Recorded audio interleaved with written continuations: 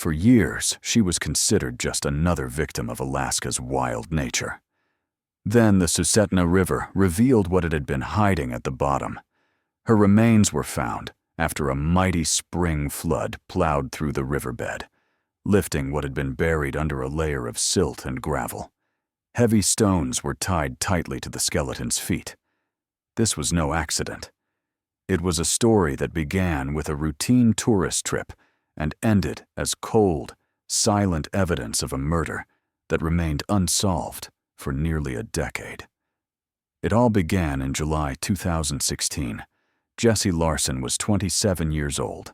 She worked as a graphic designer in Seattle, loved hiking, and often spent her weekends in the mountains of Washington state. Alaska had been her dream destination for a long time.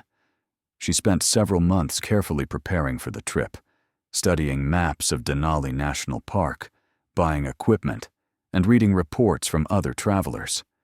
She was in good physical shape and considered herself experienced enough for a solo hike.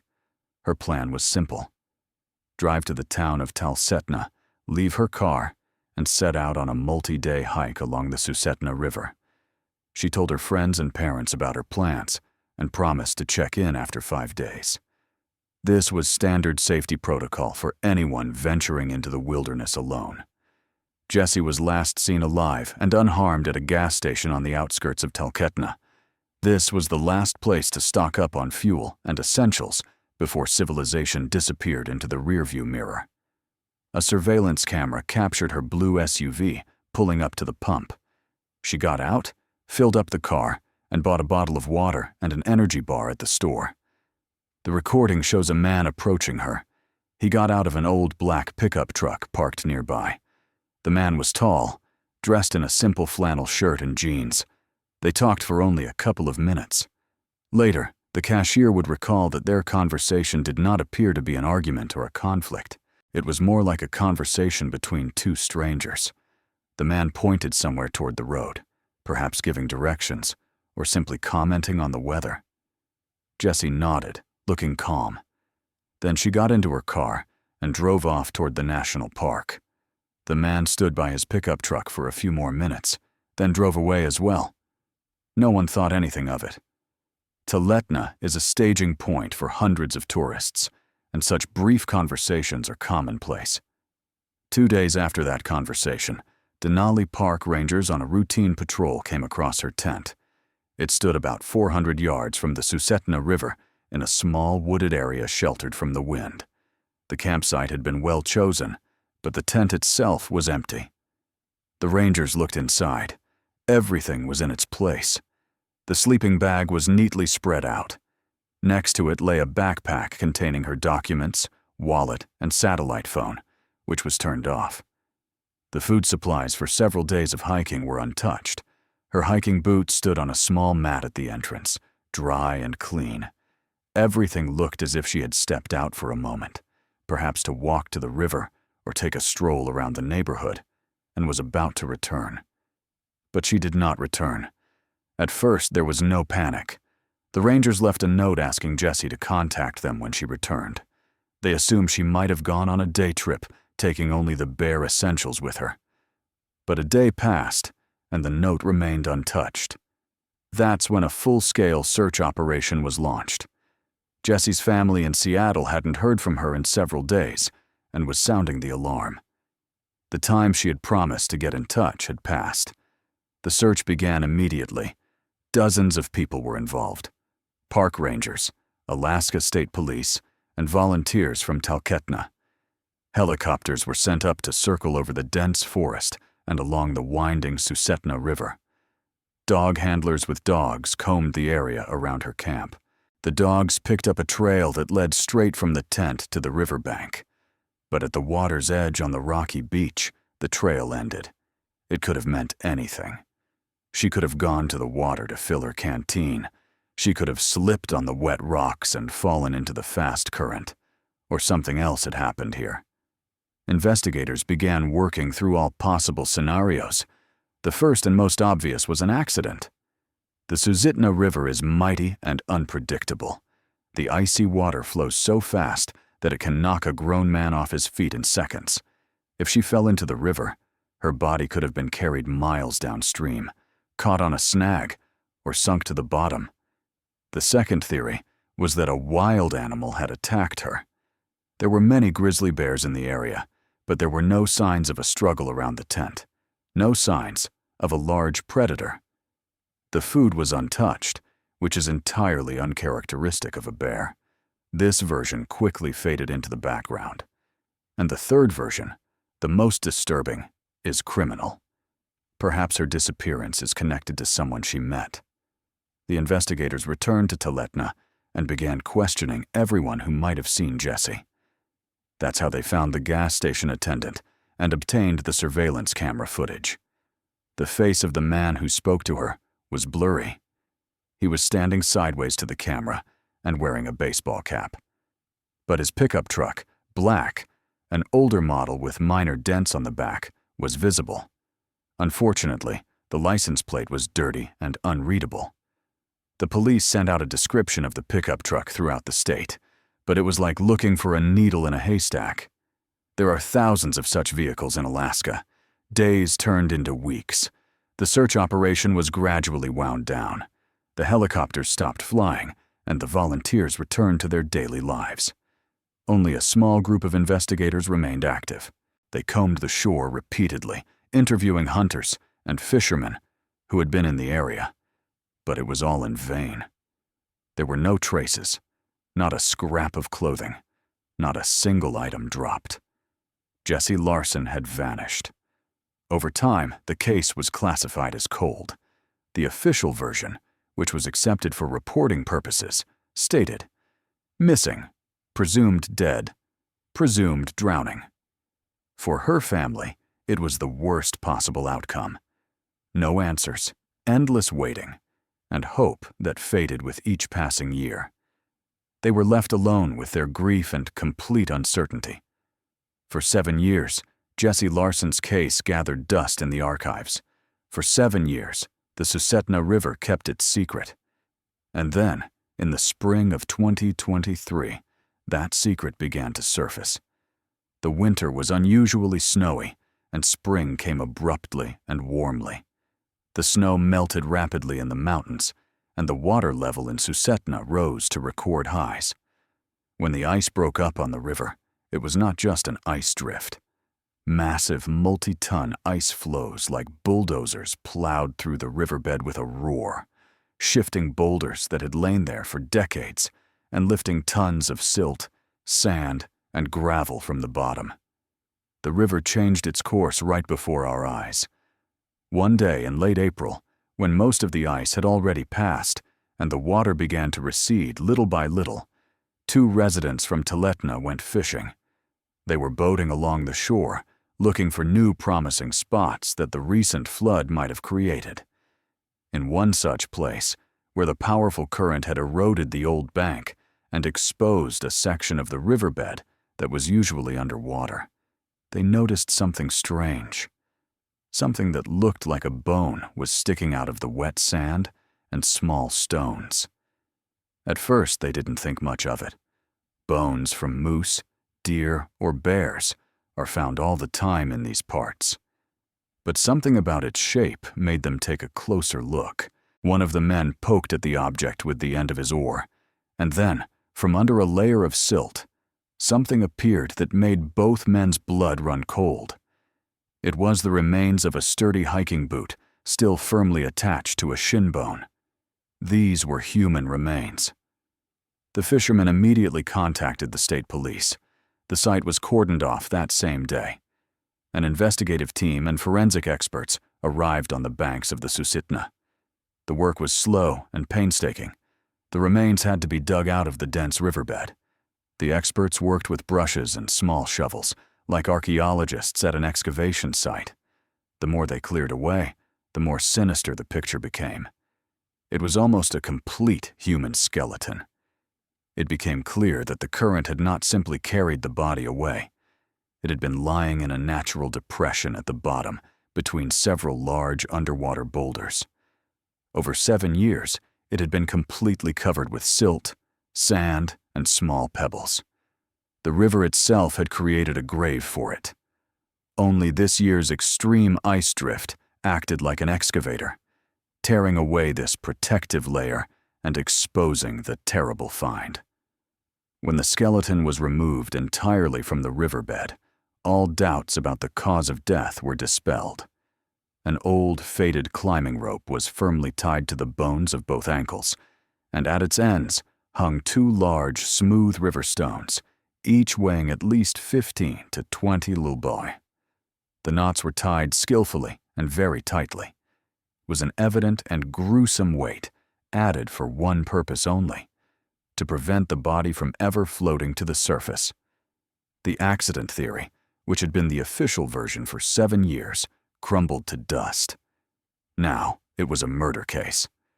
The search team found several other items near the remains: a half-decayed dark blue raincoat, the same one that was on Jesse's equipment list, and a metal thermos covered with numerous scratches. It was impossible to tell whether these scratches were the result of 7 years at the bottom of a turbulent river or whether they appeared at the moment of the attack. The remains were immediately sent for forensic examination in Anchorage. Identification did not take long. First, Jesse Larson's dental records matched the condition of the teeth found in the skull. Second, there was another irrefutable fact. Jesse's medical records showed an old healed fracture of the femur, which she had sustained in her youth after falling off a bicycle. An examination of the skeleton revealed the same characteristic mark from a healed fracture on the femur. There was no doubt it was Jesse. But the examination yielded another far more critical conclusion. On the same femur, just above the old fracture, a fresh post-mortem or near-mortem fracture was discovered. The nature of the injury indicated that it was caused either by a severe fall from a height or by a blow with a heavy blunt object. Given the stones tied to her legs, the fall theory seemed unlikely. Investigators were now sure that Jessie had been struck before she died. The case of Jesse Larson's disappearance was officially reclassified as a murder and taken out of the archives. Now, the investigators had a body and evidence of a violent death. But the main question remained unanswered. Who did it? All the threads led back to the past, to July 2016. And the most crucial thread was that blurry recording from the surveillance camera at the gas station in Taletna, the mysterious man in the black pickup truck. 7 years ago, he was just a passerby, a possible witness. Now he was the main and only suspect. Investigators with renewed vigor took up the old case. They understood that a lot had changed in 7 years. Witnesses may have forgotten details, and evidence may have been lost. But now they had a goal. They began to study the footage again, frame by frame, using modern software to improve the image quality. They dug up lists of all black pickup trucks registered in Alaska during those years, trying to find any match. The investigation, which had been considered hopeless for many years, had been given a second chance. And now the entire burden of the inquiry rested on identifying the person who had last spoken to Jesse Larson before she disappeared forever into the Alaskan wilderness. In 2023, technology has evolved significantly since 2016. The old grainy recording from the gas station surveillance camera was sent to the FBI's forensic laboratory in Quantico. Specialists used the latest neural network-based software to process the video. Frame by frame, pixel by pixel, the program removed digital noise, increased sharpness, and restored details that 7 years ago seemed lost forever. After several weeks of painstaking work, they got a result. The man's face was still not clear enough for identification, but now it was possible to make out his features. But the main breakthrough was the license plate number of his black pickup truck. In several frames where the car was pulling away, the program was able to restore almost all of the characters. Dirt and the angle of the shot hid 1 or 2 of them, but that was enough. The investigators obtained the partial license plate number and make of the vehicle, an old pickup truck of a specific model and year. They ran a search of all the Department of Motor Vehicles databases, checking all possible combinations of the missing characters. The list was long, but not endless. They began checking each owner, and after a few days, they had a match. A black pickup truck with a very similar license plate number registered in Montana had received a parking ticket in Anchorage just a week before Jesse's disappearance. The owner of the car was listed as Brian Rhodes, a 42-year-old resident of Billings. Brian Rhodes's name was immediately run through all criminal databases. The investigators immediately realized they were on the right track. Rhodes had a criminal record. 10 years earlier, he had been convicted of second-degree assault. He had attacked a female tourist on a hiking trail in Montana, beaten her, and tried to drag her into the woods. The victim managed to escape and call for help. Rhodes served several years in prison and was released. His record indicated that he had no permanent residence, lived off odd jobs, and often left for seasonal work in other states, including Alaska, where he worked on fishing boats. He fit the profile perfectly, a man prone to violence against women, familiar with the wilderness, with no permanent social ties, capable of easily disappearing. Investigators in Alaska immediately contacted the Montana police and obtained a warrant for his arrest for questioning. But then they hit another dead end. Brian Rhodes was nowhere to be found. He hadn't been seen at his last known address in Billings for many years. His relatives, who were contacted, said they had lost all contact with him around 2017. He had vanished. Investigators began checking his financial records, credit card use, and Social Security contributions. Everything came to a halt at the end of 2016. Rhodes had vanished into thin air. It was then decided to check border control records. And that's where the next important clue was found. In March 2017, about 8 months after Jesse's disappearance, cameras at the border crossing recorded Brian Rhodes's black pickup truck crossing the U.S. border and entering Canada. There was no record of his return to the U.S. He left the country and never came back. The request was immediately sent to the Royal Canadian Mounted Police. Our Canadian colleagues checked their databases. The response they sent a few days later put an end to the investigation, but not in the way the investigators had hoped. Brian Rhodes was dead. His body was found in 2019 in a cheap motel room in a small town in British Columbia. The local coroner examined the scene and found no signs of foul play or a struggle. The cause of death was ruled suicide. Since Rhodes was not of particular interest to Canadian authorities at the time, the case was closed and sent to the archives. For investigators in Alaska, it was both a breakthrough and a disappointment. They had found Jesse Larson's killer. The chain of circumstantial evidence was irrefutable. He was the last person to see her. He had a history of violence against women. He fled the country shortly after the murder, and he ultimately took his own life.